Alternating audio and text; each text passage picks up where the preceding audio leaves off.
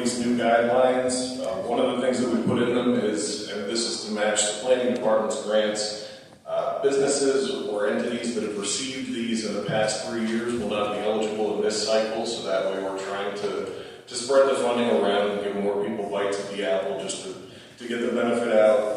And we are prioritizing for-profit businesses, again, making investments in new spaces. So this is not a maintenance program.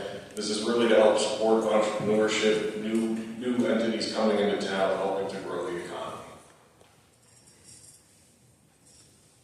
Council members, anybody? Thank you.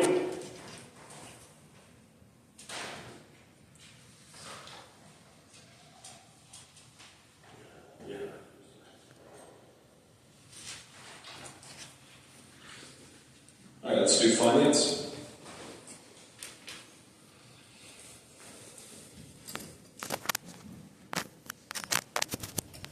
We'll call finance to order 622. First one on our agenda is number 21. It is an ordinance authorizing the city of Canton to receive and deposit adult use cannabis tax dollars into the general fund, classified them as intergovernmental revenues, and declaring the same to be an emergency. Mr. Chairman, members of council, in 2023, the voters approved the Adult Use Cannabis Act, and the Ohio Revised Code, Chapter 3780, addressed the adult use cannabis control, specifically Section 3780.23, and that addresses the funds created. A 10% adult use tax was levied or will be levied and collected by the state on all adult use consumers dispensaries, and then it is distributed back to municipalities that have or host adult use dispensaries. And so the city of Canton, being the host of adult use dispensaries, is will benefit from the dollars received. What the AOC, the Auditor State, AOS, the Auditor State recommends is that those revenues be received in the general fund, and it passed with an ordinance or resolution saying so. So that's what we're asking for today, is for your approval to deposit all cannabis-related revenues into the general fund. Yes. Do we know how much we're talking about right now? We may know. Yeah, we did receive about $1 million in January, and that was for the period August 24 through November 2025. And in the end of January, we received an additional $64,000. So we've received about $1.1 million so far. Going forward, we expect to receive payments quarterly. So probably receive another $600,000 to $800,000 by the end of the year. Very good. Anyone else have comments, questions, or concerns? I have one. Just how, when the state changed some of the way that people passed the bill, did that affect the money part? No, because we weren't receiving any money in the first place. So since the voters voted in the use of cannabis, none of the properties or cities have received any dollars from cannabis sales. So it didn't change anything at all. Okay. Nobody else has anything? We'll sign this one out. Next one is number 22. This is an ordinance authorizing the funding of the Canton Community Improvement Corporation for a 2-year period utilizing general fund dollars in the amount of $50,000 per year and declaring the same to be an emergency. Mr. Chairman, members of council, we're just asking for a 2-year contract renewal with the city and the CIC for the same amount that we've been requesting for the last several years, of $2,000 a year, which covers administrative costs. It covers payment of real estate taxes on properties that the CIC owns, and maintenance costs for the properties that we own. Any comments, questions, or concerns? Hearing none, we'll sign this one out. next is number 26.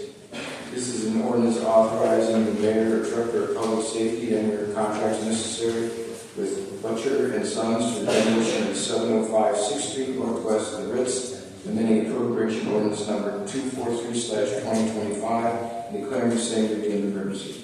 Mr. Chairman, members of council, many of you are familiar with the property at 705 6th Street and all the issues that we've had. So we're coming to this body to ask you for approval to contract with Butcher and Son for the amount of $94,320. And I have some additional information, because you always ask me, are we going to recoup our money? We are going to be reimbursed at 100% of the land bank. We were able to secure that today. So hats off to the building department, but we will receive 100% of our money back. That's good. Do we know when it's going to start? I don't know, probably when the weather gets a little better, but I'll get you a definitive date. Anybody have any questions, comments, or concerns? Hearing none, we'll sign this one out. The next one on the agenda is number 27. This is an ordinance authorizing the clerk of council to certify the county auditor's unpaid and delinquent charges for services performed and on behalf of the City of Canton Foundation, Canton Building and Code Department, and for board up, cleanup, demolition charges, and declaring the same to be an emergency. Mr. Chairman, members of council, this is our monthly for November and December. Our bullets that we have done in cleanups in the Building Code Department for the month of December. The month of November, they were $16,108.69, and for the month of December, they were $166,736.42. And as always, these fees go on to the tax. Okay, the difference between November and December. Some of the, if you look at what you received in the communication, some of them were pretty expensive. For example, when I was doing it was a raft. There was one property that was demoed that cost $73,000 by itself. So it's just the numbers that were demoed, or not demoed, I'm sorry, cleaned, or yes, demos. I'm sorry, clean demos or boarded up. It depends on the cost to do so. And as I said, we have a couple of them that were pretty high priced. I have seen some of them on here. I was going through. They're on here like 3 or 4 times. Do we keep going back and having to reboard them over or something? Absolutely. People get in them, and we get calls from all of you, as well as other constituents, and we go back out and board them again. Anybody have any comments, questions, or concerns? All right, we'll sign this one out. Next one is number 29. This is an ordinance authorizing the mayor or director of public service to enter into a 2-year contract with Valentine Camp Partnership, Inc., an amount not to exceed $250,000 per year, utilizing comprehensive plan funds and declaring the same to be an emergency. Mr. Chairman, members of council, this is for the DCP contract that you all saw the presentation for 2 weeks ago from Todd Herbert to DCP, a 2-year contract to continue their work on events, downtown investment, and economic development, and all of those things that are in the budget, those with the communication.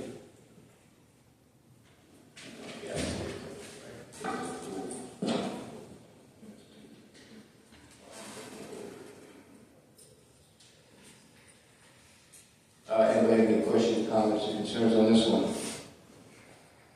No, we'll sign that one out then. And the next one is number 30. And this is an ordinance authorizing the mayor or director of public service to enter into a contract change order with American Structure Point, Inc., an amount not to exceed $82,590 for the Fulton Avenue and 25th Street Northwest Intersection Improvement, GP 1430, PID 121602 contract, amending appropriation ordinance number 243/2025, and authorizing the auditor to pay all moral obligations related to this change order and declaring the same to be an emergency. Mr. Chairman, members of council, I think as most folks know, design is ongoing for the reconstruction of the intersection of Fulton, 25th, and Harrison by Stadium Park. As design has been ongoing, the need to also do water line design and work, sewer line design and work, and also some kind of trail and bridge pedestrian path integration into the project has come to fruition. That's what this change order is for the design contract, and then the appropriation is to do the applicable appropriations for this work. It also includes some funds for different EPA fees and things that we need to do for this. Anybody have any questions, comments, or concerns? Yeah. Member Schmucker? Building. About what we do with this. Yes, Mr. Chair, to Mr. Smuggler's question, yes, this is to put a roundabout there. To do. I have a question. Is this going to be like a roundabout thing there? Oh, did you? I'm sorry. I'm sorry. What did you say? Specifically, it's a peanut roundabout. It's a fairly big roundabout.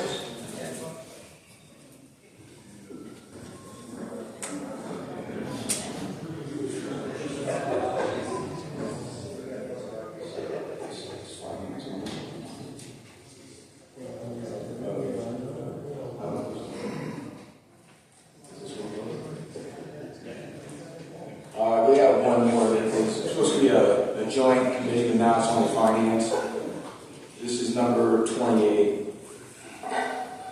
This is an ordinance authorizing the mayor or director of public safety to advertise, receive bids, award, and execute any contract necessary for the West Manor area water main replacement project, authorizing the city to receive grant funds in the amount of $750,000, 0% interest loan in the amount of $750,000 for the project, authorizing the auditor to pay all moral obligations for contract change orders that are otherwise approved by the Board of Control pursuant to the Canton Codified Ordinance 105.14, authorizing the auditor to establish the 5257 West Manor Area Water Replacement Project Phase 1 funding amending appropriation ordinance number 243/205 and declaring the same to be an emergency. Mr. Chairman, members of council, this is the first of a multi-phase project in the area west of Whipple, south of Tusk, and north of 13th Street area. Waterline project. The total cost of the project is $2.9 million estimated. We've secured OPWC funding for the project in the amount of $1.5 million. $750,000 of that is a grant. $750,000 is a 0% interest loan. And per the terms of the OPWC grant, we must have this bid and under contract by the end of June. Anybody have any questions? Search Director, what ward is that in? This is in Perry Township. Oh, okay, thank you. I have a question. Going on with the issues we're having right now, could we maybe hold this one just because until we see what's going on? Mr. Chair, members of council, I think we kind of discussed this issue internally. We discussed with the law director. We have the grant funds. If we don't move forward with the project, we would risk losing the grant funds. At the end of the day, there are water lines. There are customer water lines that we've replaced. Regardless of whatever issues may be ongoing, the water lines will last 100 years and will far outlast the issues. So we have been advised to move forward with the project as planned. Okay, anybody else have any questions, comments, or concerns? All right, we'll sign this one out. On the advice of the law director, is that correct?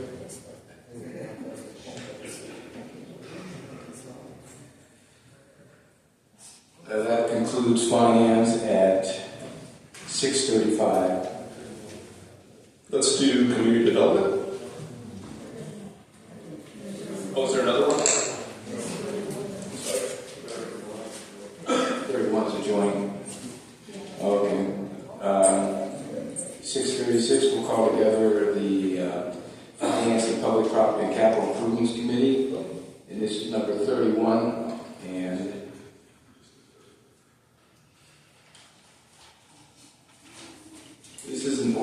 authorizing the mayor or director of public service to enter into a contract change order amendment with Environmental Design Group in the amount not to exceed $22,000 for the Tyler Avenue Southeast Sanitary Sewer Project, GP 1472, authorizing RFP.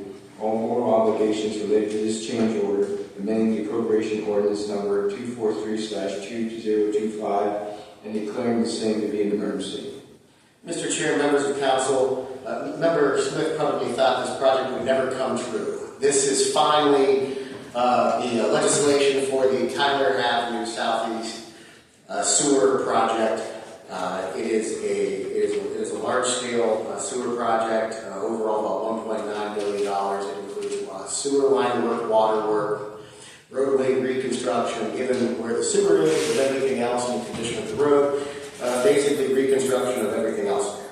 So what this does is allows us to do the final change order with environmental design work to deal with that. It also does the appropriation of the funds needed for the project. Some of the funds were appropriated, some of them weren't. So that's why you see some appropriation and not all. But I know this is a nice project that we are all excited to finally get underway.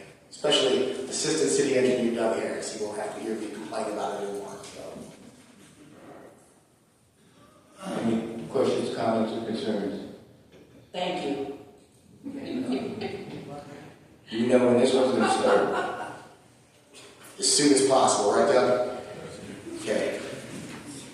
Well, that concludes Joint Committee of Finance and Public Capital Improvements, Public Property and Capital Improvements at 6:38. Okay, now we do community development. 639, this is community development, ordinance number 23. An ordinance reestablishing the storefront reinvestment program, authorizing the mayor and/or director of public safety to enter into SRP grant agreements in a total amount not to exceed $150,000 of admissions tax funds, and declare the same to be an emergency. Mr. Chairman, members of council, this is a reauthorization of existing programs that we've been running for the past 5 years. Just for to date, there has been overall 73 applications that have been approved by the department and more than $2.68 million of reinvestment from this program alone. Questions, comments, or concerns?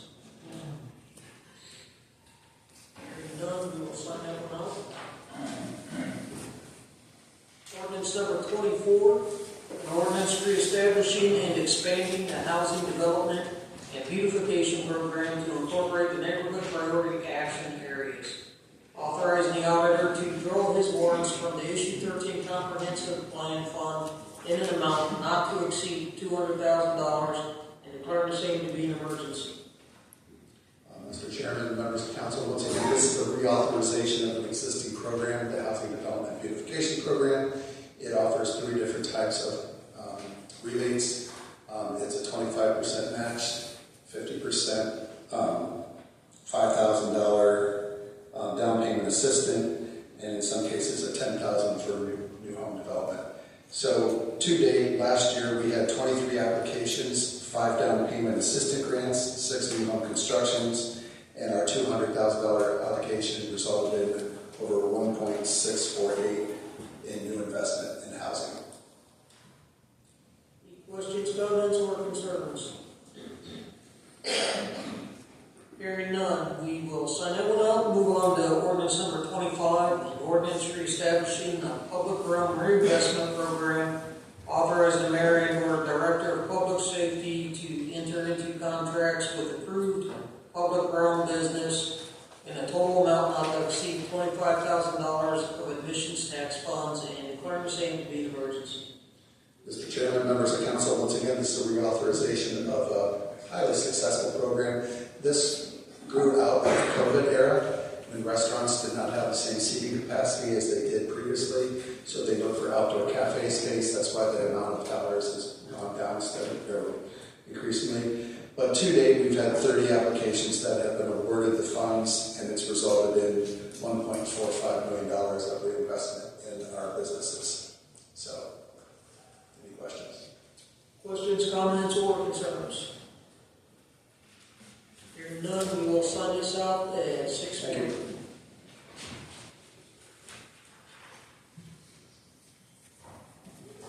Okay, we'll go over the agenda. Questions on third readings? Just heard all the second readings. First readings, we're going to be voting on number 19.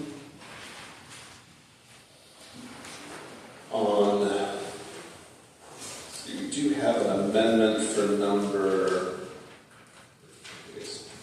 32, which we'll be voting on this on the third reading. So we'll be amending number 32 before we vote. Voting on number 19 for first readings. We'll be the committee on the floor. Questions on communications? We have Member Scaglione giving the invocation tonight, and we will now go into our presentation for the evening. So, Instructor.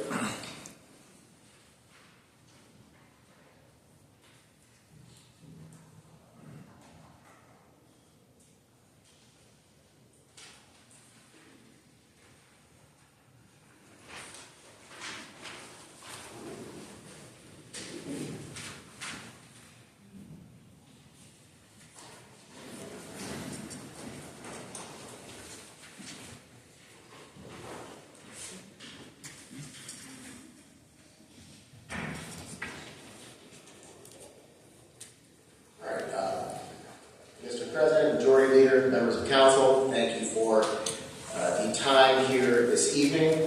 I know this is never a fun presentation to go over, but I would say the one thing I would harp on is although all of our public utilities, not just Canton, but statewide and nationally are facing kind of an unprecedented kind of barrage of oversight, of regulations, of cost increases that we're having to deal with. I would say that we are very, very fortunate here in Canton, Ohio, to be in the position where we are with our rates, and I will show that, and I will make sure that that is a big point here, because although I know last year I kind of said during this presentation that we are going to be facing a series of challenges, and we've been very blunt with that, and kind of where we were going and kind of what we thought this would look like.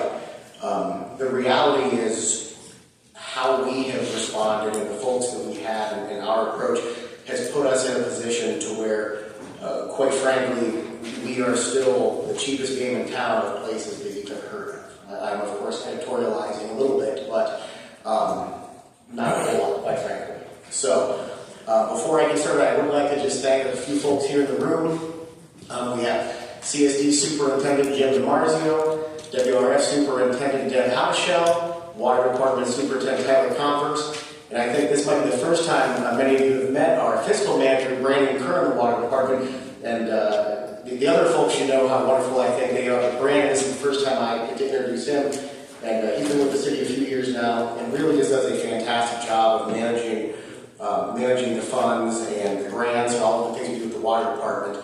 And as we sit here and talk about all these costs and all these increases, for Brandon, I think of the story of Brandon and my friend Brent Burrier, who literally, when we're talking about a $23 million budget, but tens of millions of dollars of project, where I got Brandon and Brent literally with the printer using these like refillable printer ink cartridges covered in printer ink and making this mess, literally just to try to save a couple of dollars. So that's the approach that Brandon has, and quite frankly, all of our folks have. The lights are never on at the WRF if you guys have paid a visit. So, we do all of those little things, and we greatly, greatly care. But the reality is we still have these tens and tens of millions of dollars worth of things that we must do. Anyway, moving on, Doug Harris, our assistant city engineer, and the brains behind the sewer rates. So you can throw your fruits and vegetables at Doug when you're dissatisfied with what I have to say. City engineer Chris Barnes, and sanitation superintendent Mike Parker. And fire sanitation is pretty much all good news. So we'll cover that pretty quickly. So we'll kick it away. Well, this will work. There we go. All right. So I always start off with this, just so that there's no waiting. So where we're at. So what you have here is the 2025 average monthly bill. Of course, everybody pays the same sanitation bill. The sewer and water bills, that actually is taken the average city of Canton customer, what they paid. Anyone that was kind of like a $0 bill or weird, we have removed them from the calculation. So that is what the average water bill and sewer bill was for Canton residents based on their actual use last year. You can see the in total for the three, the average bill was $66.44 a month. So then you can see in 2026 what we're looking at. For sanitation, that is the CPI increase of 73 cents. And then as we kind of discussed last year for water and sewer, based on a whole host of factors that we will get into, we are faced with a situation where we must go beyond the CPI increases. What does that mean to the average city resident? It means a ballpark increase on a monthly basis of about $6.36 per month. And the annual change there is $76. So we'll breeze through sanitation because again it's relatively simplistic. So really the main factors with sanitation are rising costs of packers, rising costs of equipment. Just for reference, in 2019 a packer was about $270,000. That same garbage truck today costs us about $380,000. That obviously is increased quite a bit faster than the cost of inflation. We've also had additional costs for DMV due to the cost of parts, other things like that. We have been buying smaller packers to help offset this that we use in alleys and in other smaller areas. Another big item obviously is the sanitation building. Good news there though, we originally thought it would be $10 million. It came in at $7.6 million, so we were able to do the traffic building. And those funds for traffic obviously are not paid out of the sanitation fund. So where we sit with sanitation, as long as we keep up on CPI increases, we should be in pretty good shape with sanitation, where we are projecting. Really the only unknown at this time, and I shouldn't say only unknown because if it's unknown, it's unknown, but the thing that we're kind of waiting to see how it comes in is our waste disposal contract must be bid in 2026, other than personnel costs. That's our biggest expense. So we won't know until a little bit later on in the year what that looks like. So that is a kind of an unknown outlier that we could kind of get hit with. So again, and I'll email this presentation everyone so you have it. That just shows the monthly increase that we already talked about and what the impact is. So now we'll get into the meat and the main event of this presentation, with water and sewer. So starting with water.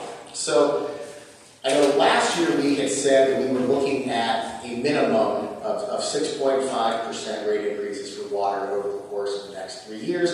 The big thing that we were unsure of there, though, was the galvanized line project. We were uncertain if it would come to fruition, become a reality.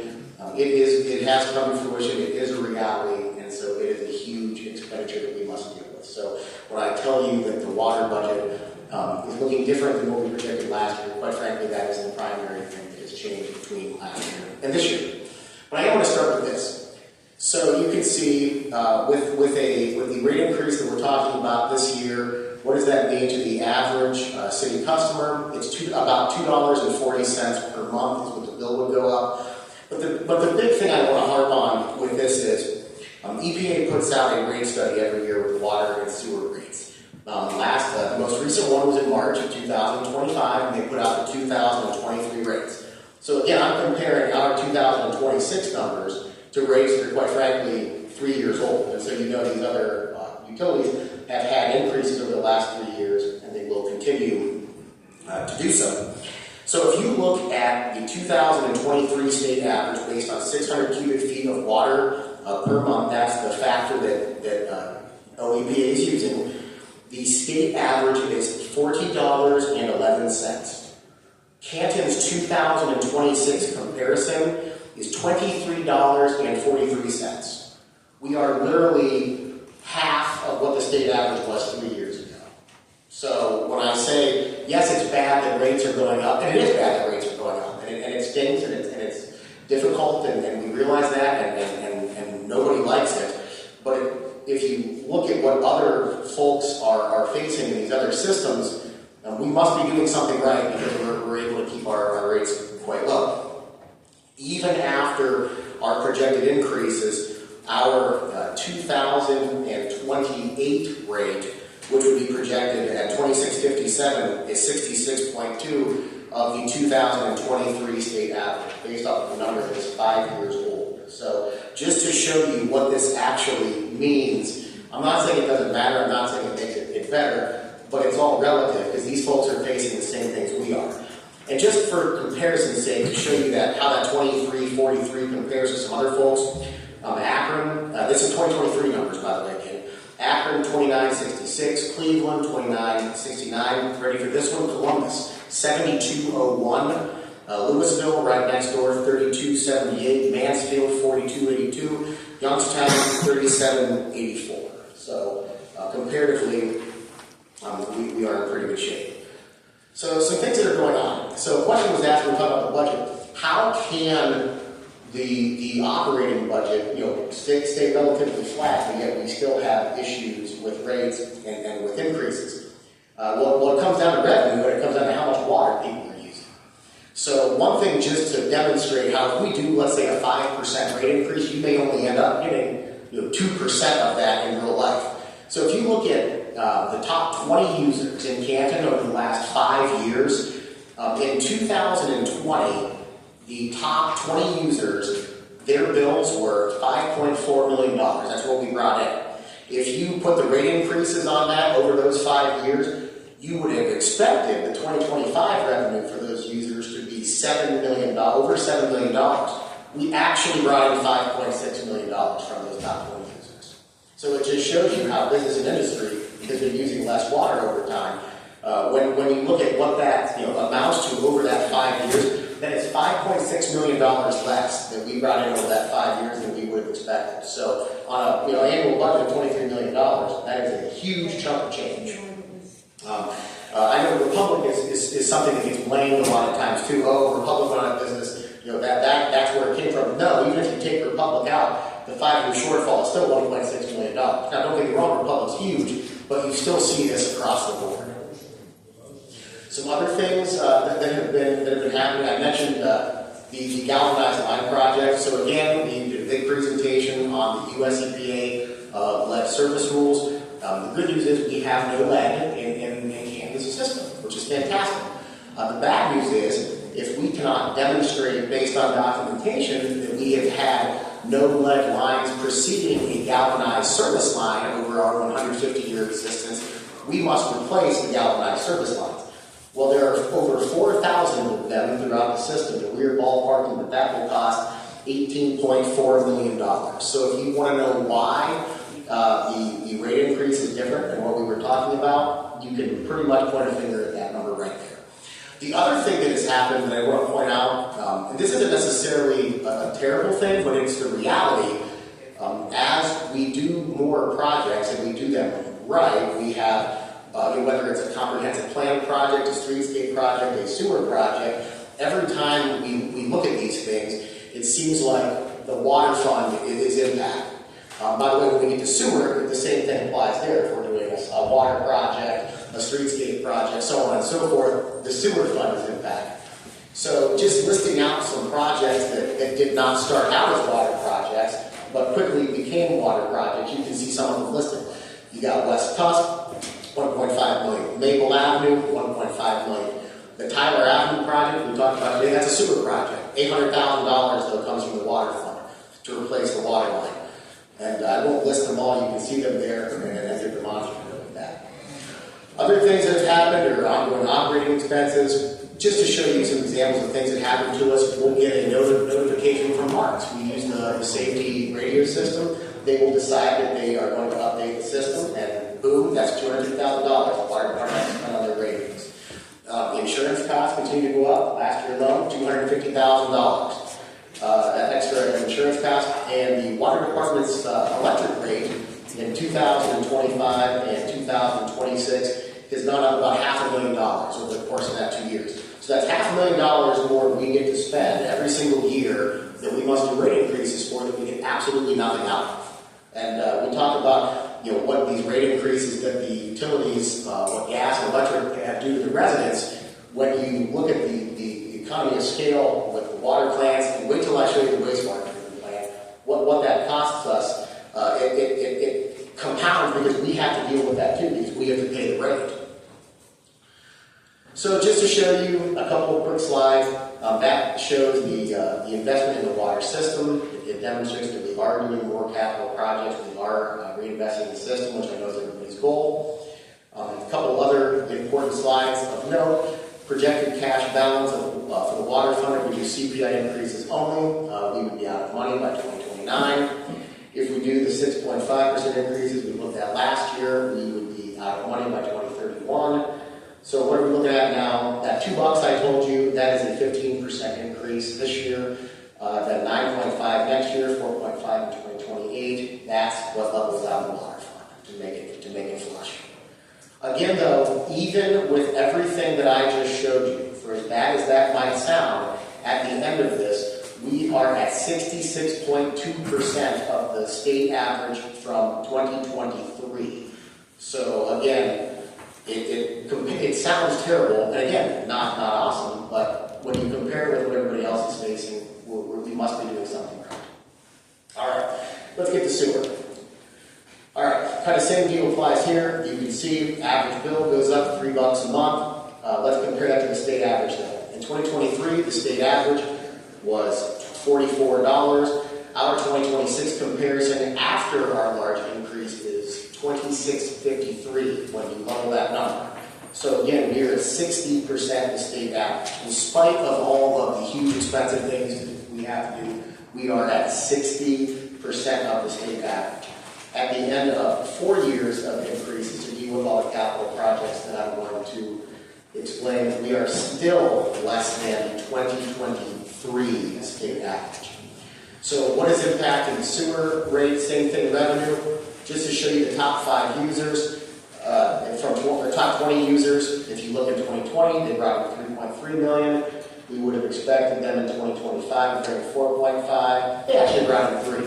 If you look at the 5-year shortfall there, it's $4.2 million. You account for the public, we're still short $2.8 million. Folks are using less water and sewer. That's the reality. The other interesting thing with the sewer rate is we get a large sum of money every year from industrial surcharges from folks that we bill based on the pollutants that they put into the sewer system.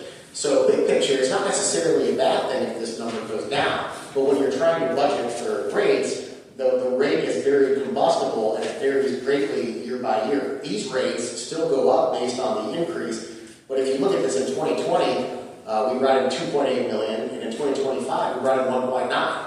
It's not necessarily a bad thing because the membranes have less wear and tear because of less things coming into plant, but when you're trying to predict rates, it's a relatively unpredictable number and it's a large number. It's something that we just have to be aware of.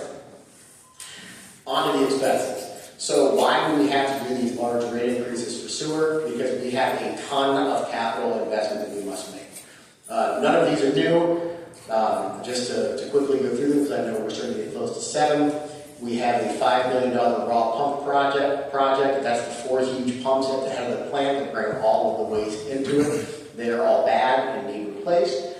We are going to be doing in 2026 the electrical improvements project. You've been hearing about this for several years.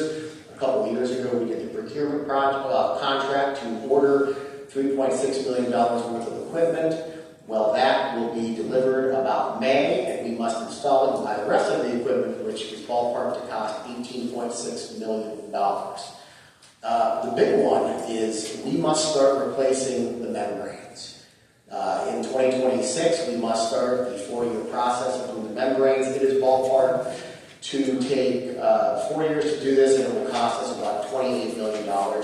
And then the membranes will last about 10 years, maybe a couple years longer. We'll be looking at this again. So this is an ongoing thing that we have to do for the membrane plant. Then if you were to visit the plant lab, it looks like it's from about 1965. It is far past time that we deal with the range hoods. They have to be replaced. So that's the other big one. You've heard me go on at length about the U.S. EPA Administrative Order of Consent that governs the sanitary sewer pipe system. We must clean and televise the entire system on a 5-year rotating basis, and then we must repair and replace the sanitary sewer system accordingly. Prior to the order, we were spending about $1.8 million on sanitary sewer line. We ballpark it would cost us $3.5 annually to comply. In real life, over the last couple of years, it has cost us $5.2 million last year, $4 million this year ballpark. We are hoping that as we catch up with some of these sewer projects, that we can start to spread this out and get closer to that $3.5 million number. But that is a huge expense. Additional driving forces. There's the big one up top. If you thought the water department's electric bill was bad, at the wastewater treatment plant alone, over the last 2 years, our electric bill has gone up $1.2 million. That equates to a ballpark 7% rate increase to pay that electric bill at the wastewater treatment plant. We get nothing new, we get nothing out of it, but we must increase rates to account for that, and we are paying $1.2 million more per year on electricity at the wastewater treatment plant. And then you can see there a list of projects that did not start out as sewer projects, but became sewer projects, and it's the same thing with water there.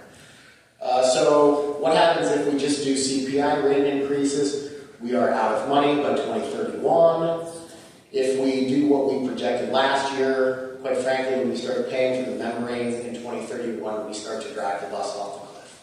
So rather than have the graph look like this, we are doing the same thing with sewer as we do our water. We're doing a larger increase this year, so that by the time we get to the end of the projections, and if you kick out a little bit out more, it starts to turn back up in the direction we need it to. But again, for as bad as all of this sounds, when you look at where we compare to everyone else, it really paints us in a more favorable light. Just for the same comparables I gave you, so if you look at our $44, or our 26.53 compared to that state average of 44, Akron, and these are again 2023 numbers. Akron is $60.30. Cleveland, or the Northeast Ohio Regional Sewer District, is $63.91. Columbus is lower; they're $29.40, still higher than us. But remember, they have a $70 water bill, so it all evens itself out. Louisville is about $30. Mansfield $47. Youngstown $43. We are still quite a bit lower than that, even after these increases. So, again, not great news. But happy to answer any questions. We have the team here. I thank them for all of their work.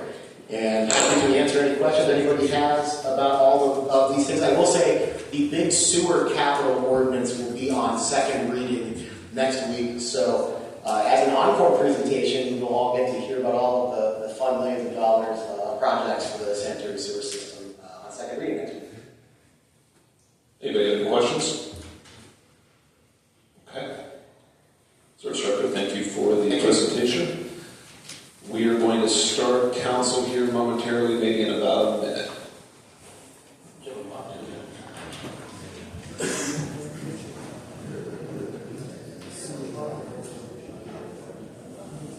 I would like to ask for a motion 18, please. I asked my councilman who said that he don't do the. I didn't. He says that he don't do it, so I contacted the council president, and since you all are here, I'd like to ask all of you, underneath Robert's rule, I could ask the president to bring forth a motion at least for me to speak on Rule 18. I don't have representation from my ward councilman, so I need somebody to ask who I get the motion 18 from. Please. Otherwise, Robert's rules stated that you cannot vote, Mr. Diabasis, on a legislative. I am not a legislative, I am a human being. That's not the same. That's not the same, brother. It's not. Motions according to Robert's rules. One more time, I'm going to ask you to leave. Go ahead, Mr. Nathan.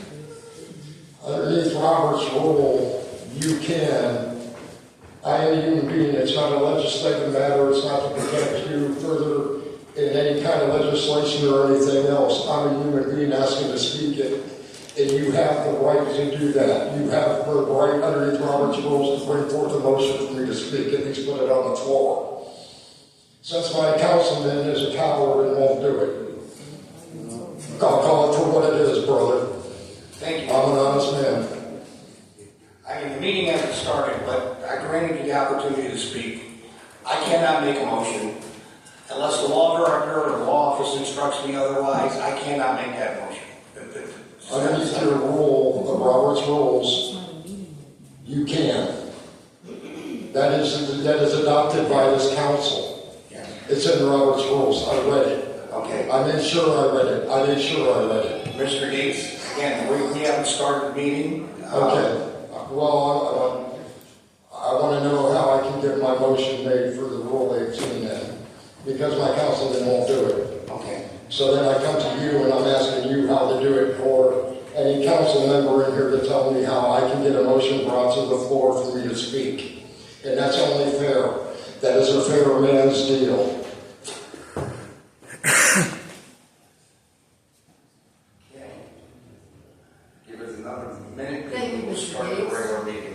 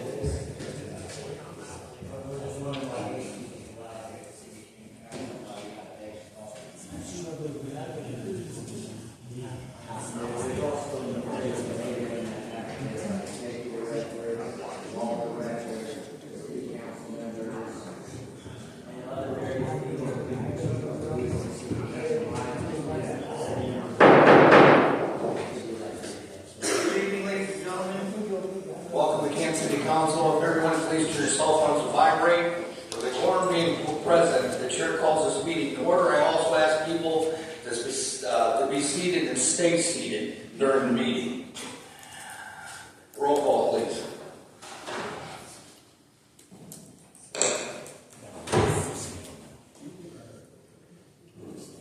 Madam Clerk.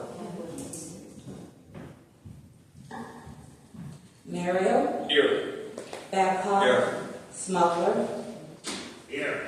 Cole, Here. Maley, Kimbrough, Scaglione, Here.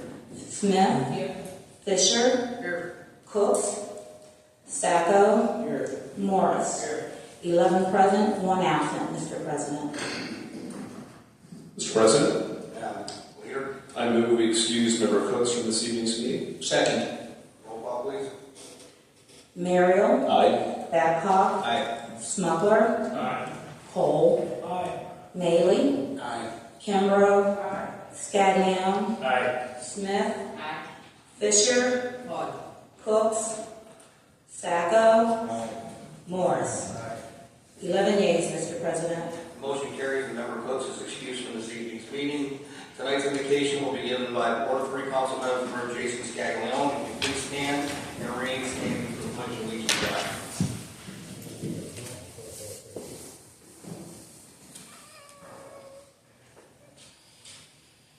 Heavenly Father, as we gather today, guide our discussion with wisdom and understanding. Help us listen attentively to one another and make decisions that honor you. May our meeting be productive and filled with respect. Amen.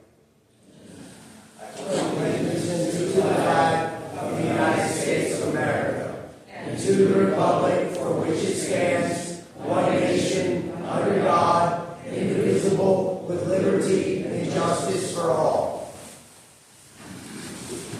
We're now under the agenda corrections and changes. Leader Mario.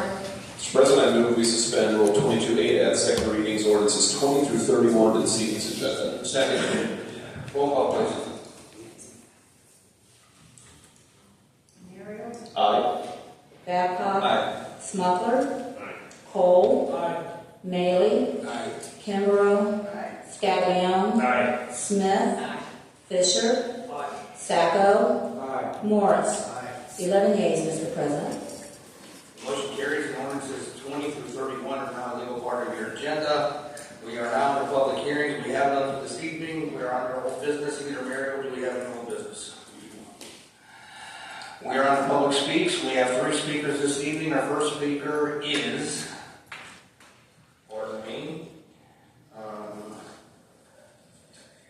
is Daniel Gates.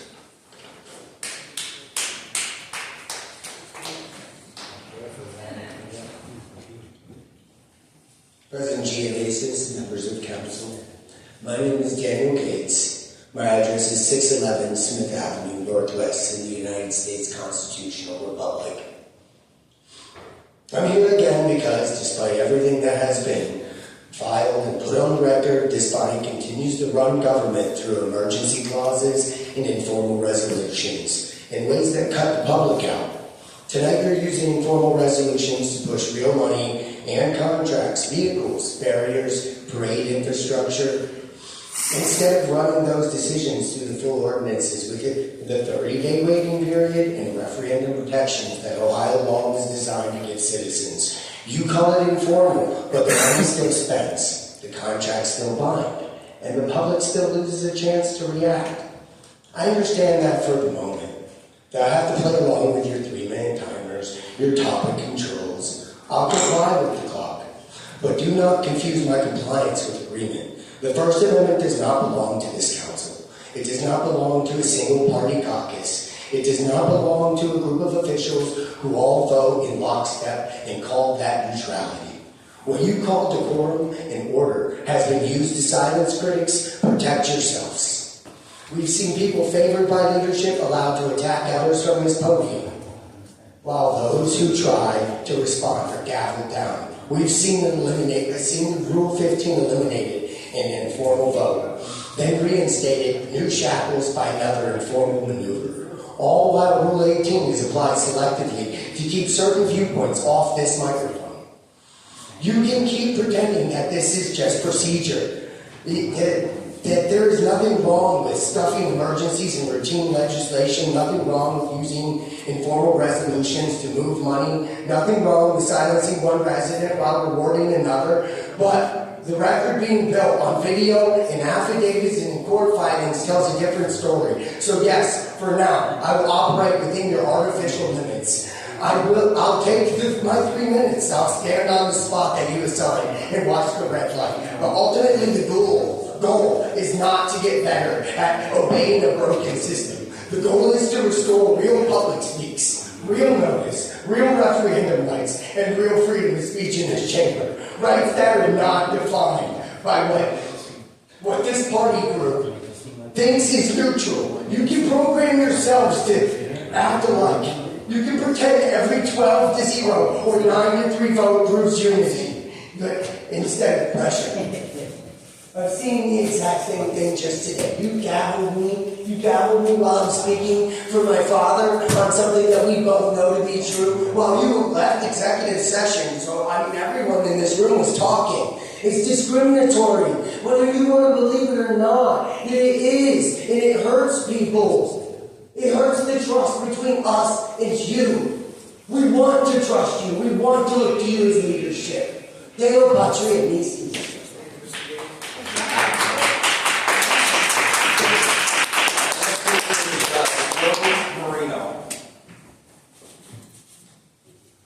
I'm being forced to leave because I was standing, guys. Sorry. Good evening. My name is Joe Marino. Because I was standing. Because you were standing? Because I was standing. Good evening. That's your right. Because I'm standing, I have to leave a city council meeting. Yeah, my name is Joe Marino. I'm a third-generation realtor, and here on behalf of the Stark-Trumbull area of realtors, representing 1,500 real estate professionals serving Stark County. I'm speaking regarding the water and sewer for annexation ordinance. I understand this legislation comes from the best intentions for your citizens and resources. What I'm hoping to help avoid in this talk is any unintentional consequences to this Canton region's real estate market that, from our professional viewpoint, is possible. I want to talk to you about one specific issue. When this ordinance takes effect, Ohio law requires realtors and sellers to disclose it as a material fact on every listing outside city limits served by Canton Water. That's not optional. And if I'm understanding this correct, it is also that disclosure tells every potential buyer that purchasing this property means signing an agreement to be automatically annexed into Canton should the city boundary reach their property. And when the buyer goes to sell someday, the next buyer signs the same agreement. This is a permanent condition on every future transaction on that property. So I'm going to be honest with you, I don't know exactly how buyers are going to react to that. It hasn't been tested in our market. A property with an open-ended agreement to annex at some undefined future point is an unknown. We don't know how lenders will underwrite it or how title companies will treat it, and that certainly is that uncertainty is the problem. Because in real estate, uncertainty doesn't wait for answers, it shows up in the transaction today. And we only have 30 days to close. Every sale on an affected property now depends on finding a buyer willing to sign that agreement. Not every buyer will. And if that results in fewer offers, longer time on market, and lower sale prices, that impact doesn't stay inside the township. Being connected to Canton Water is a benefit to these properties. Lenders and buyers prefer it. It adds value. After this ordinance, that same connection is what triggers the annexation condition. That the thing that made these properties more valuable is now the thing that complicates their sale. Our association sent a letter to most everyone on this panel outlining these concerns on February 15th. We appreciate the willingness that we've already shown to sit down and work through this together. We ask for continued cooperation from the City Council and Administration to address the market concerns we've addressed tonight and in our letter. We have 1,500 members that understand this market through thousands of local transactions per year, and we want to be a resource to the city. Thank you for your time. Thank you, Mr. Marino. Okay, our next speaker is going to be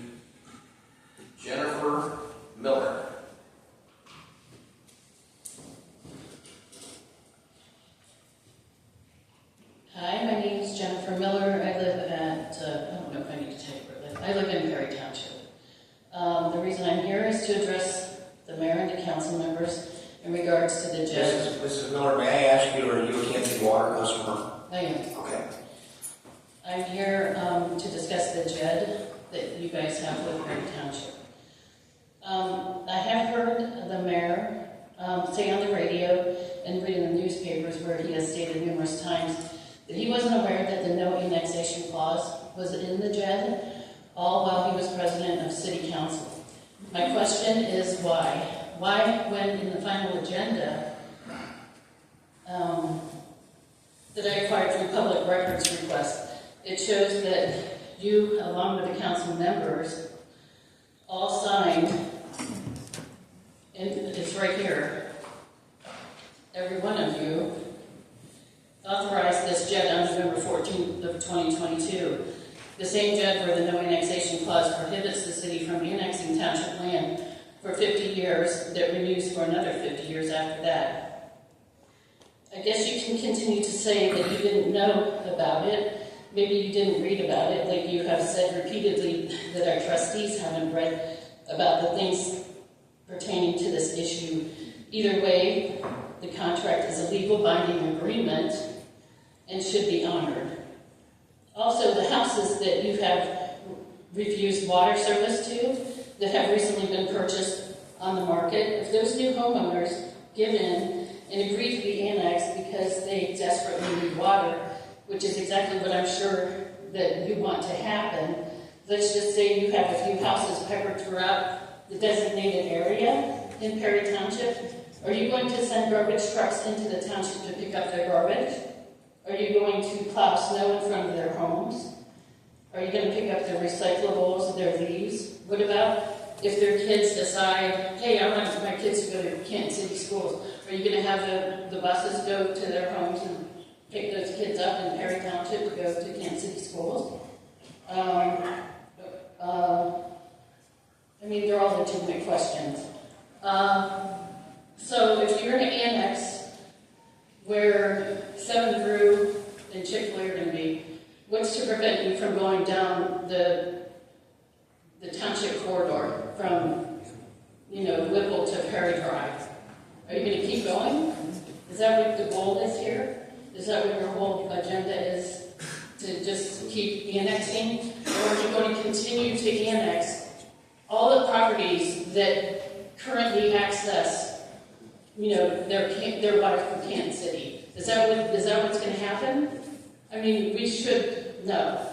We should be able to know this. I mean, seriously, I think it's ridiculous. Thank you, Mr. Okay, now we are under Rule 18 speakers. Do we have any Rule 18 speakers for the council members? Mr. President, Yes, Leader Mayor? I'd like to make a Rule 18 motion to allow Daniel Gates to speak for 3 minutes. Absolutely. Mr. Gates, you can Oh, vote. sorry.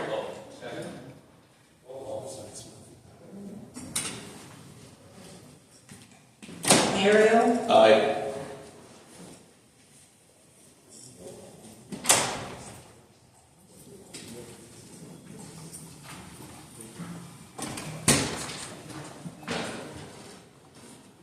Babcock, Smuggler, Cole, Maley, Kimbrough, Scaglione, Smith, Fisher, Sacco, Morris.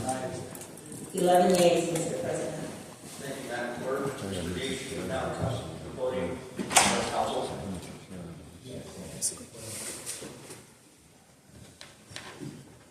My name's Roger Gates, also known as the League of People. I'm sorry, Mr. President, the motion was for Daniel Gates to Oh, speak. Daniel. Daniel Gates. Okay, so Daniel's first. I apologize, Roger. Oh, Daniel's first, sorry.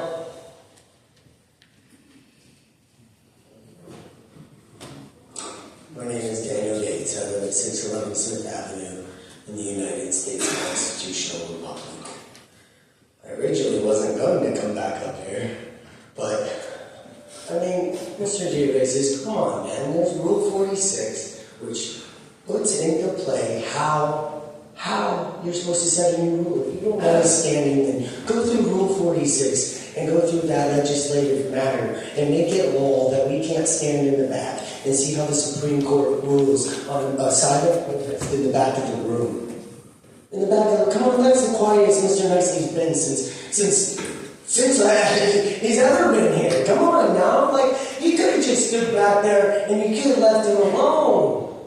This is what I'm saying, you guys nitpick, and then you guys want to say, like, okay, well, we're the disruption. Are you guys going to give him a ban now because you guys done pissed him off? I mean, I don't think it was very appropriate. I understand that we all have our differences of the internet beef that we've had. Look, none of it's bussin'. It's not cool. We need to end it. We need to come to a common ground. All right? That's what I've been wanting. I've been wanting to participate. And I've been kept in participating in my own city business. That's all I've wanted to do this past since November 10th. I've literally prepared speeches on things you guys voted on. And then you just make rules just like Madam President. You told us it was going to be different. You said you were the new sheriff in town. I am. And I said... You're not a sheriff. You're not a sheriff. Let's get that correct. I am now going to debate with you. I run this meeting. I said at the beginning of the meeting, I let everybody just be seated. That's not a rule, Mr. That is my prerogative as the president of the council. He's allowed under the First Amendment of the Constitution to silently protest it. You just like, oh, so again, so we can't have signs in here when we come in? Speak your piece, and then we'll be done. Well, I don't speak your piece. You're the one who started the debate with me that you're the sheriff in here. That's I am the sheriff. I'm the president of the council. Well, you did say that you were the sheriff. You said I am. Well, that's I am. What you said. Essentially, I am. You are the sheriff. Essentially, you're the sheriff. I run the meeting. Oh, I would love to see how the sheriff feels about you thinking that you're the sheriff. All right, you have 40 seconds. Do you have anything else to say?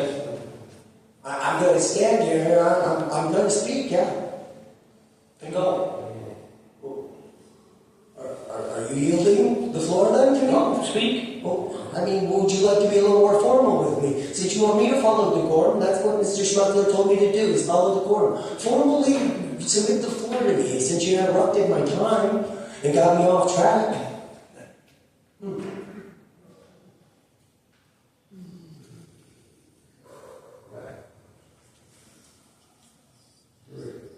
Deo patria mises.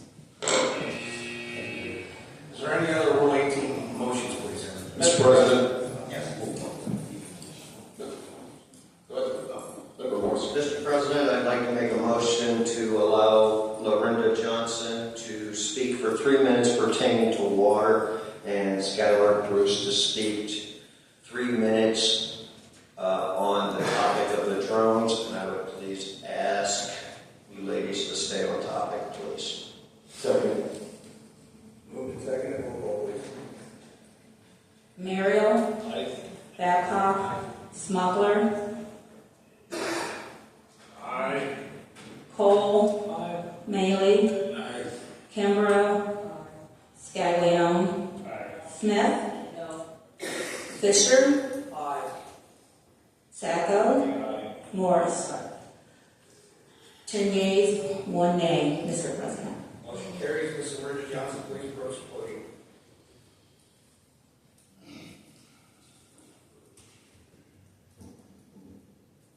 Lorinda Johnson, 4613 13th Street. I live in Perry. I am a Canton City water customer.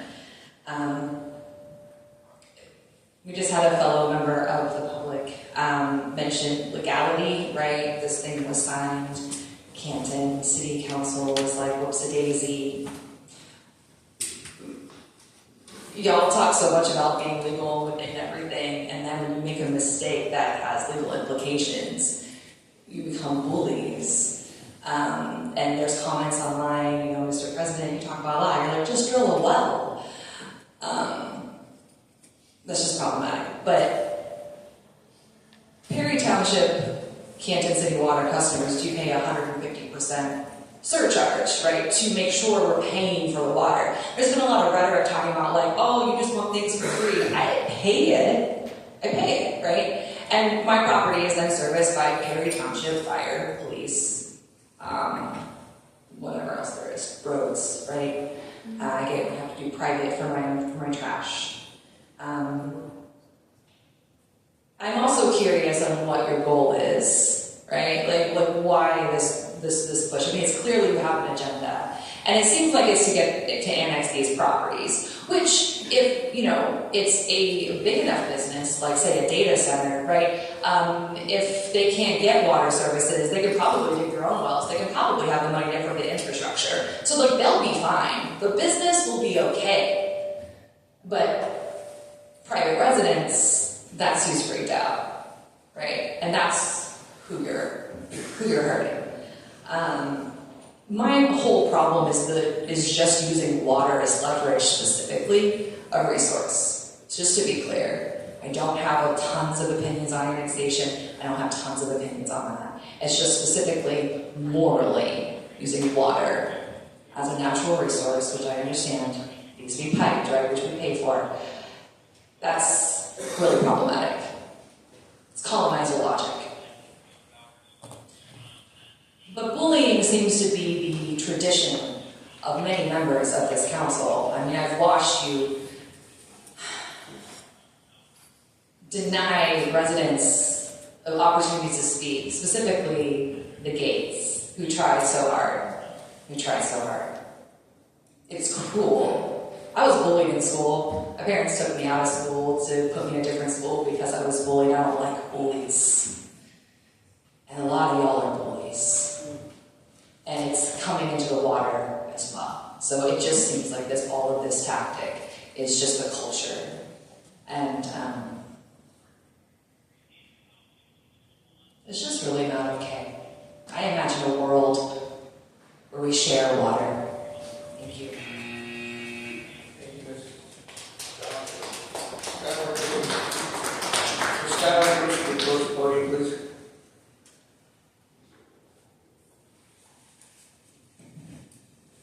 My name is Skylar Bruce. 3 cheers for McKinley High School students. Hundreds walked out of class on Friday in protest of ICE immigration abuses. The kids are standing on business. However, our city officials are doing nothing to stop the surveillance state that the Canton Police Department is quietly rolling out under our noses. At the last meeting, this council voted unanimously to approve a contract for additional drones, but no oversight for how they can be used. I agree with Bennett Parker. We need policy guardrails. One possible future. All day and every night, CPD drones use thermal imaging to scan vacant buildings and empty lots. They are hunting for homeless people. When they find people sleeping or otherwise existing in unauthorized settings, officers make arrests. But at first, the drones are dropping tear gas, maybe even accelerants, on campsites. Some drones are equipped with firearms, which they use on people who resist. If you attempt to sleep in your car, the thermal imaging drones may find you too. Then, hackers get a hold of all of this video footage and metadata. What comes after that? These scenarios seem extreme right now, but how would you stop this from becoming our reality in Canton? Without legislation and enforcement of the rules, exceptional use becomes normal. High-risk raids of drug houses may be the justification now, but it won't stop there. City Council can stop the normalizing of weaponized drones and unsafe storing of vast amounts of video data. The police department doesn't police itself. Governmental bodies with jurisdiction have to do it for them. When you approve the money they use, you have leverage. While the drones are a free trial for this year, next year they're expected to cost close to $100,000. Which department is getting $100,000 less next year so the police department can fly more drones? The street department? Wastewater treatment? Employee training or health insurance? Stark County already has drones that can be used to help find missing persons. These new drones are dangerous on several levels. Silence in policy is not protection. Also, water is life, stop being bullies.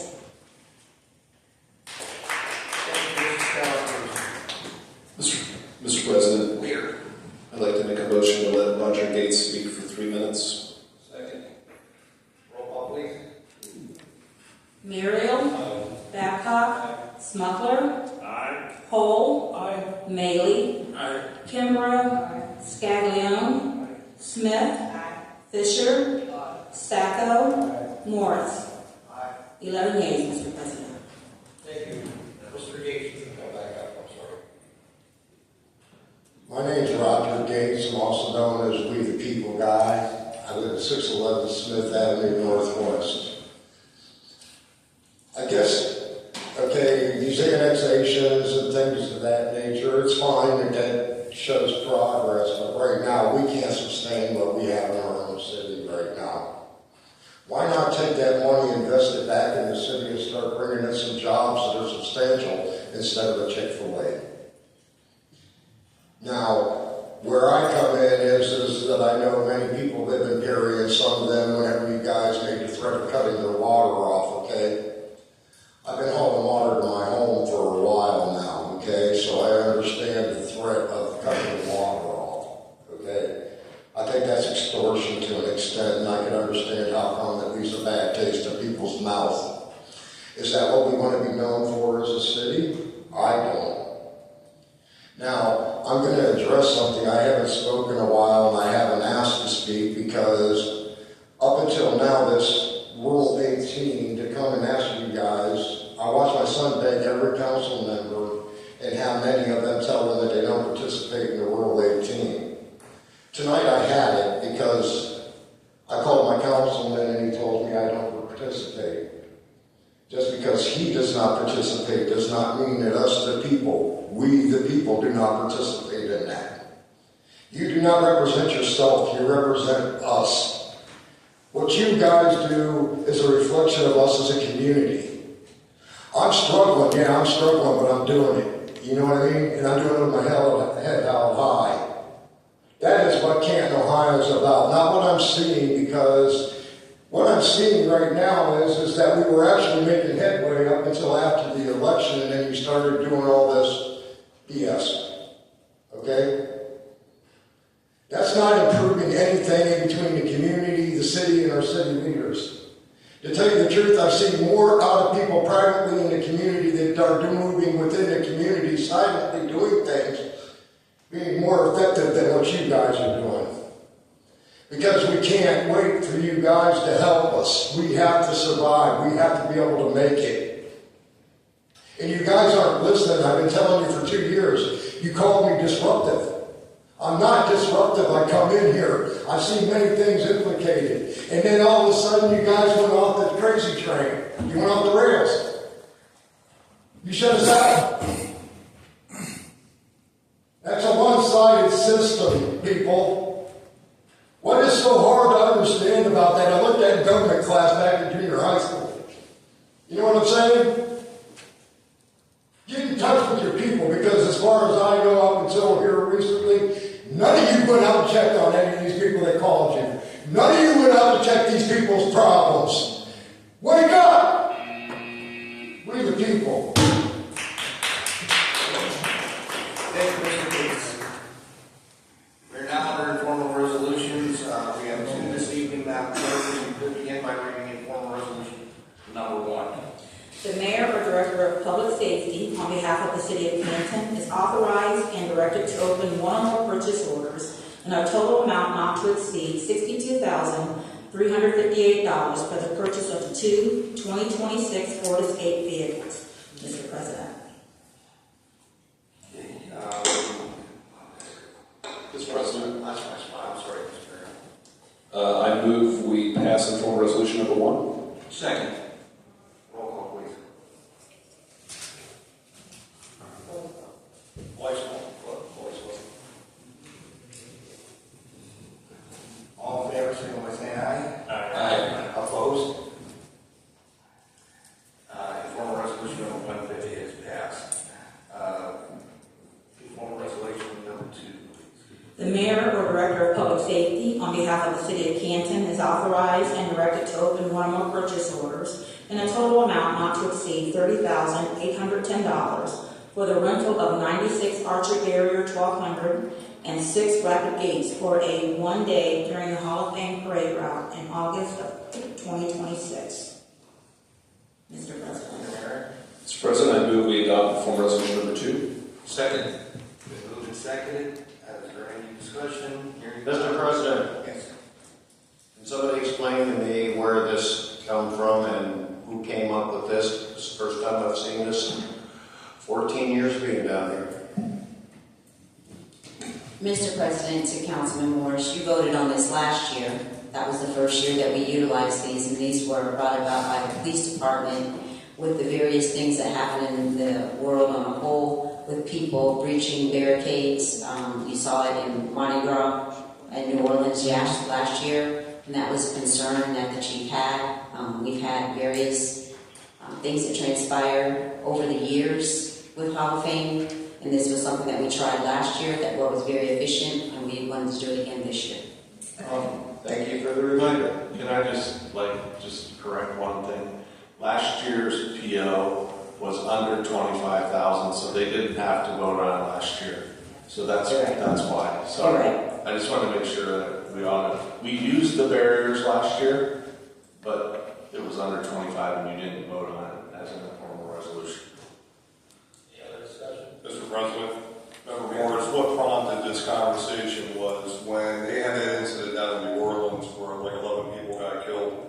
They ran a truck through the crowd and all that stuff, and I believe it was Super Bowl weekend. Hall of Fame parade is probably in the top 10 for parades in this country, with the size and the volume and the amount of people.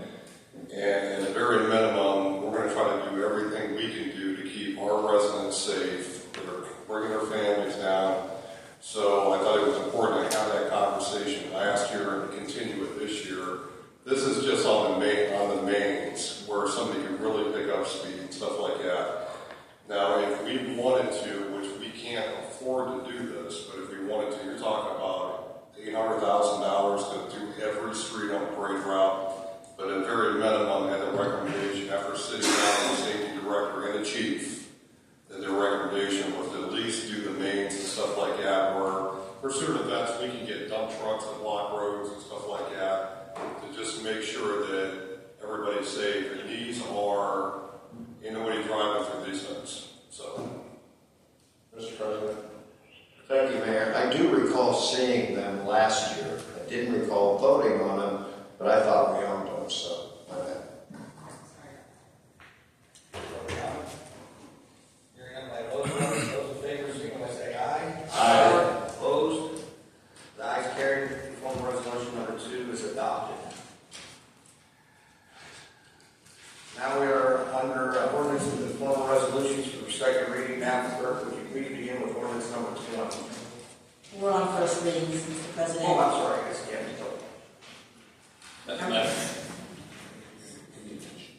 Ordinance number 16. Yes.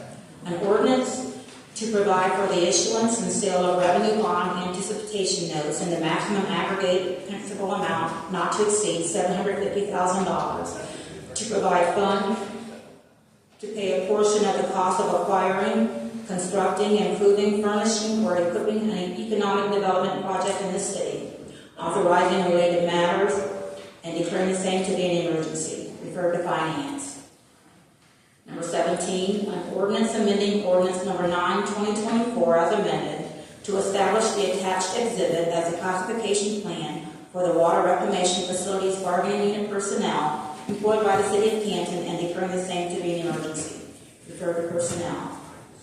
Number 18, an ordinance authorizing the mayor or director of public service to enter into professional services contracts for design and oversight, advertise, receive bids, award, and enter into construction contracts for the projects identified on Exhibit A, enter into one or more contracts for projects utilizing any procurement process authorized by law, waive the informal resolution requirements of Canton Codified Ordinance 105.09 for purchases and contracts related to this project, authorizing the auditor to pay all moral obligations for the project, and declaring the same to be an emergency. Refer to Finance and Public Property Capital Improvement. Number 19, an ordinance to require annexation into the city for any properties currently outside the City of Canton Corporation limits seeking municipal water and sewer services to said properties. Amending Chapter 955, Water Commission of the Codified Ordinances of the City of Canton, and authorizing the Mayor or Director of Public Service authority to enter into all necessary agreements and declaring the same to be an emergency. Refer to annexation. At this time, the chair would declare a recess for the annexation committee to meet in regard to ordinance number 19. Your honor agenda this evening is now on recess. It's 7:47. I call to the order. Annexation. An ordinance to require annexation into the city for any properties currently outside the City of Canton corporate limits seeking municipal water and water sewer services, and said properties amending Chapter 955, Water Commission of the Codified Ordinance of the City of Canton, and authorizing the Mayor or Director of Public Service authority to enter into all necessary agreements and declaring the same to be an emergency. Madam Chair, this ordinance is a common sense proposal. When a new water service contract is applied for, if the property touches the City of Canton boundaries and can legally annex into the city, annexation will be required. This promotes orderly growth of the city. It ensures that those who benefit from Canton taxpayer-paid investments and improvements contribute the same way as current Canton residents. This would not affect anyone who has a current city water contract, only new requests for water service. If anyone has any questions, they have an answer. Are there any questions concerning this? No. I would like the majority leader, please, or the law department or someone, so we don't look like we're standing out here alone. This has been tried and tested in other communities. Is that correct? Yes, other municipalities have done this to grow their boundaries, and there have been court cases, I believe, maybe correct me if I'm wrong, I believe it was Perrysburg or Perrysville, that this is played out. It is clearly well-established law, and courts have upheld it. Thank you. There's no agreement with that.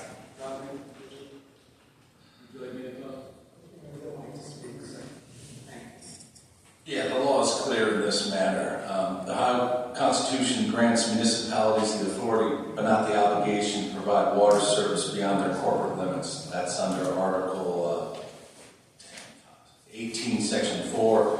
Any municipality may acquire, construct, own, lease, and operate within or without its corporate limits any public utility, the products or service of which is or is to be supplied to the municipality or its inhabitants. The Supreme Court has definitely held that municipally owned public utilities have no duty to sell their products, including water, to extraterritorial purchasers, absent a contractual obligation. And that's in Fairway Manor versus Board of Commissioners of Summit County. The principle was reaffirmed in the Bakes versus Perrysburg case, where the court stated that absent a contractual obligation, a municipality has no duty to continue to supply water to extraterritorial customers. You all signed it. You all signed it. I don't care if I'm not here. You all signed it. You're interrupting the meeting. You all signed it. Please sit down until you recognize. You're gonna throw me out here. You want to talk to me for this? Because I'm interrupting this. Please, you signed it. Every single one of you signed this. Please escort him out. You're no different than who's in D.C. right now. Every single one of you. No different. You're all Republicans. But the mayor signed it too. Again. If I could continue, please. Yes.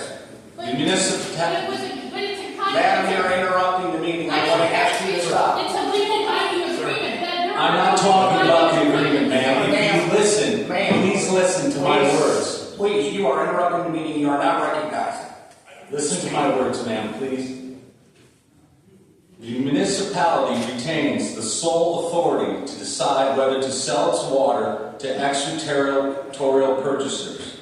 Where contracts exist but contain no termination date, either party to the agreement may terminate it upon reasonable notice. Fairway Manor versus Board of County Commissioners. This principle is a... You're just going to shut the water off. Ma'am, again, you're speaking without being recognized. You had your 3 minutes at the podium. I'm going to ask you please to quit interrupting the Okay, meeting. fine. Then, the mayor lied because he said he would Officer, know please. about it. Okay, fine. Go ahead. This principle was applied in Sugar Creek Township versus Beach City, where the court held that a municipality which has historically provided water and sewer service for extraterritorial customers can require annexation of the extraterritorial property as a condition of continued services. The court emphasized that municipalities, which would be the city of Canton, have no duty to continue supplying water to extraterritorial property owners. Thus, it can be seen that a municipality does not assume a duty to continue supplying water in perpetuity to extraterritorial customers merely by virtue of once having agreed to supply it. The municipality has the sole authority to decide whether to sell its water to extraterritorial purchases. Thank you. Thank you. Director, are there any other concerns? Okay.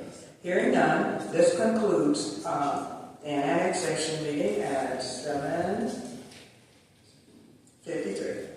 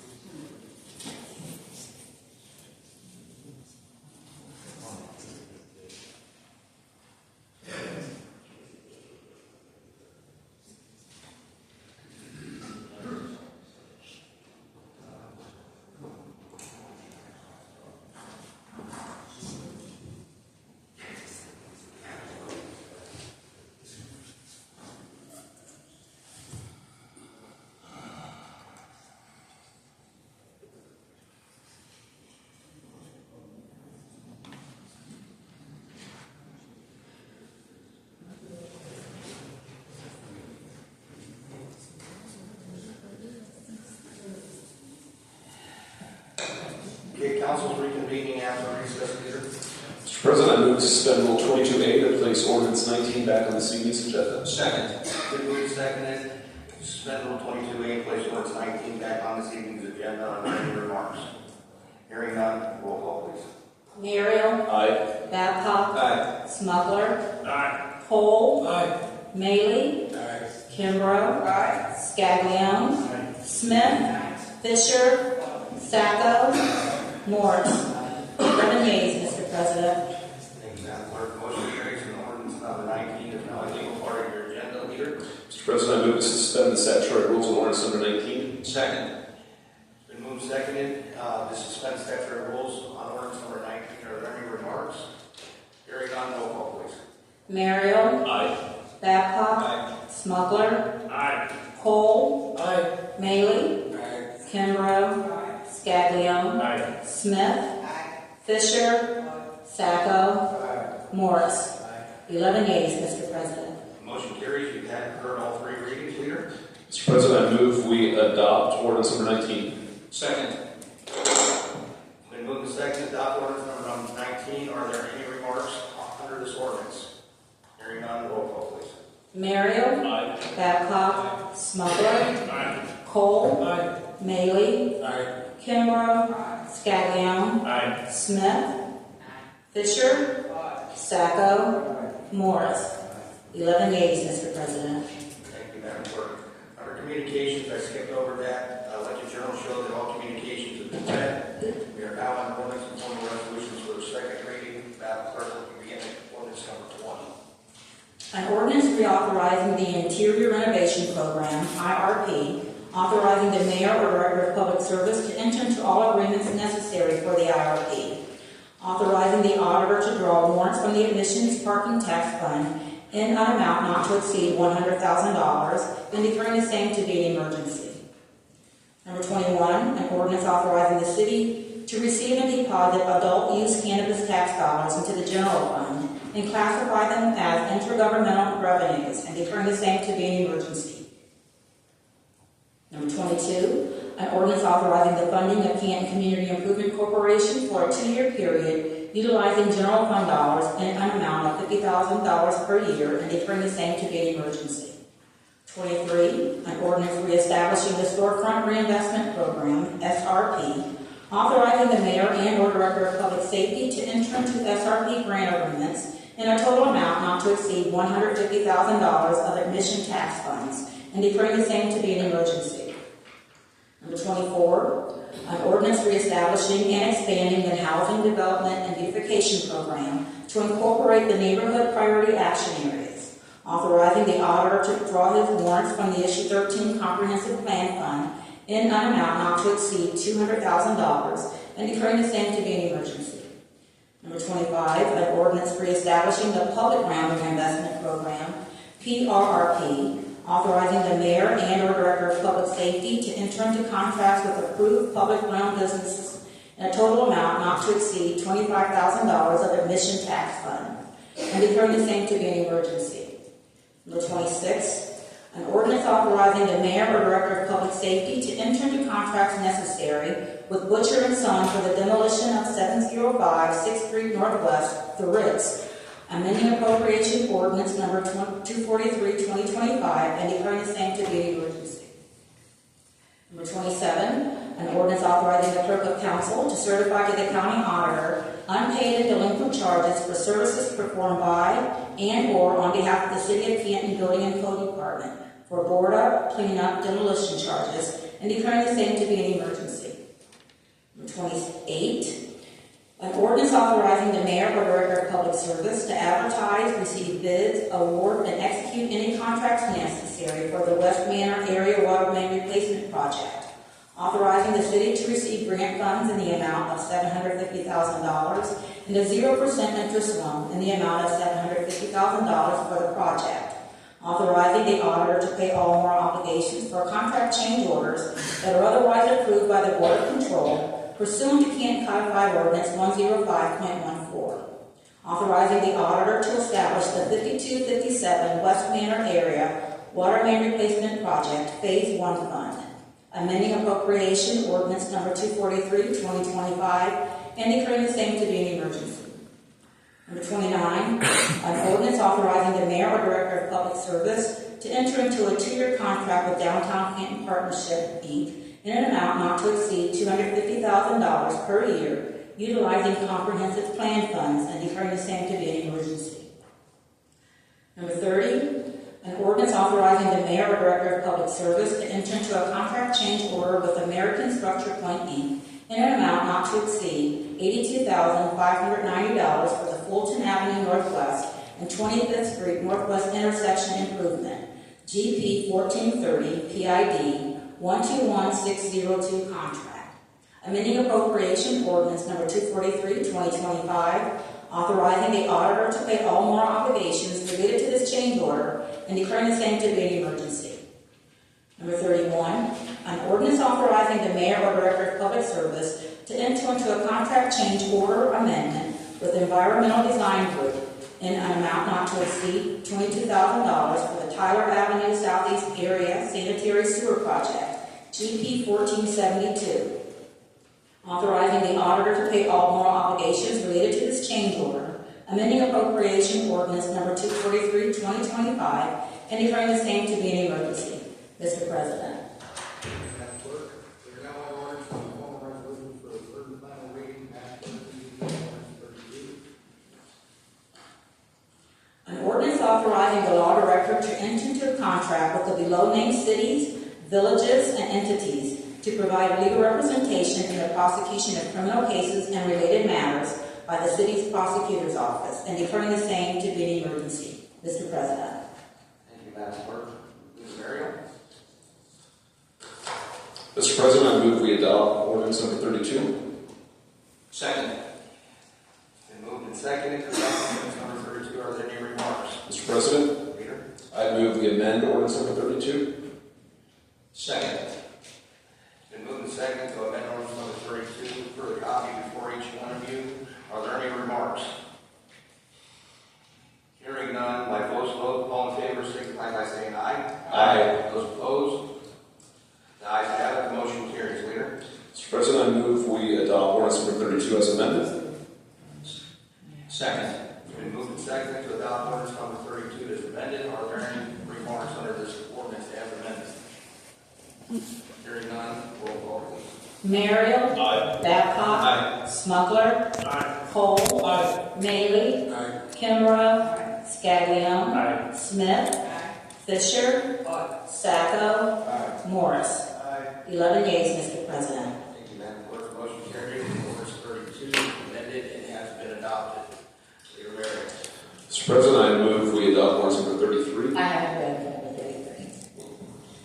Second.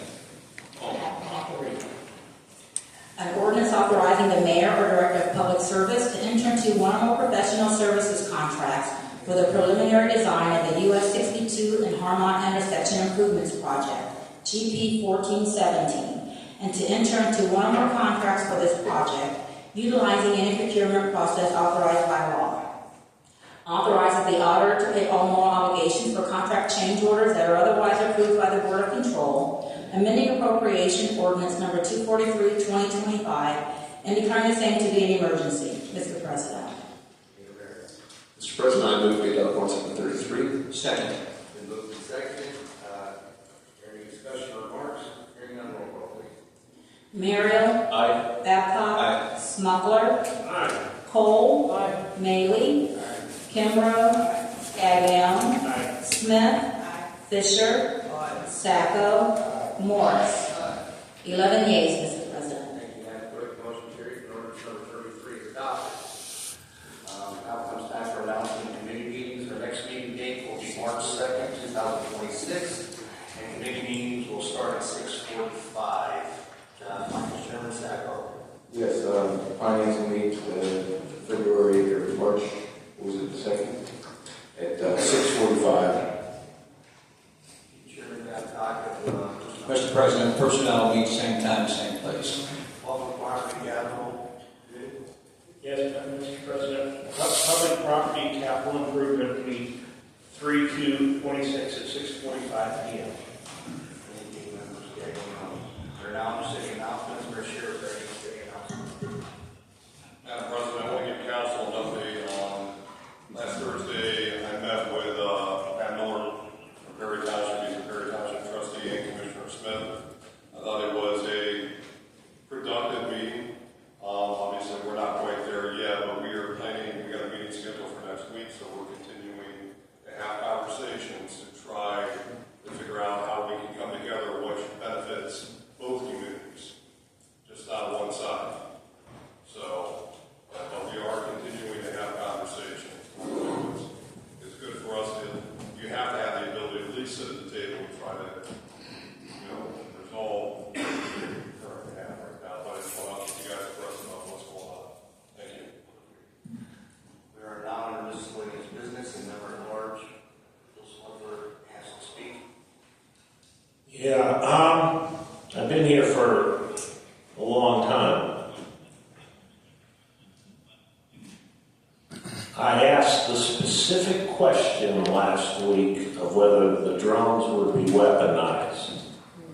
And my problem is if you tell the big lie often enough, it becomes the truth. The drones will not be weaponized, as the police chief told us last week. There are no place on there for weapons,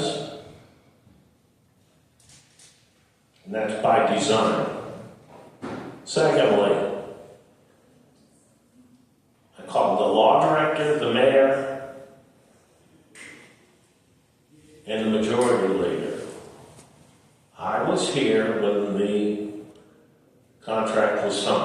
I was the majority leader at that point in time. Mayor Burnaby was the mayor. He called me and told me exactly what was in this. And I'm not going to run from it. But I've served with 6 different mayors here. And as much respect as I had for Tom Burnaby, I have the same respect for the current mayor. And I'm going to give him a chance to have his vision of the city and what it should be. So that's why I supported and put my name on that legislation. Thank you. Thank you, Member Smucker. Is there any other miscellaneous business? Okay, hearing none. Leader Marion. Mr. President, I move we adjourn. Second. Roll call, please. Merrill. Babcock. Smucker. Cole. Maley. Kimbrough. Scavino. Smith. Fisher. Sacco. Moore. 11 yeas, Mr. President. Thank you, Madam Clerk. Meeting is adjourned.